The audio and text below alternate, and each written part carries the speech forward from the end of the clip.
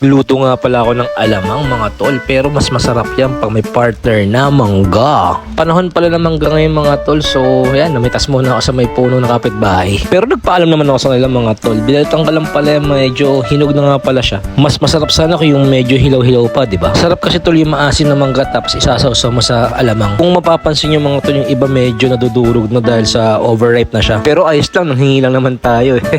Naghiwa na pala ako ng aromatics natin mga tol, gagamitin natin mamaya sa ating paggawa ng alamang. Sibuyas pati bawang lang palang gagamitin ko dito. Yung style na gagawin ko sa alamang mga tol, yung tipong pambahay lang. Meron din pala akong ginagawang pambenta mga tol. Box Gourmet nga pala yung brand ng alamang na ginagawa ko mga tol. Nagsimula nga pala ako magbenta nun since 2019. Kaso pag sobrang busy, hindi ko na siya natutuloy. So ayan mga tol, nag-i-introduce ulit ako ng aking product. Kapag nagbenta ako mga tol, alam nyo na, di ba? Itong style ng pambahay ng alamang naman mga tol, syempre nilagyan ko siya ng baboy dahil special yan, di ba? Tinimplahan ko lang siya ng asukal pati sili. Mas maraming sili mga tol, mas masarap para sa akin. Bali, sweet and spicy pala ang lasa nito mga tol na medyo may maalat na flavor. So, ayan mga tol yung ating homemade na alamang. Kung mapapansin nyo mga tol, medyo tostado. Pero pwede man din gawing ulam yan mga tol. Tapos, ayan tol, tikiban time. Tapos, niraka!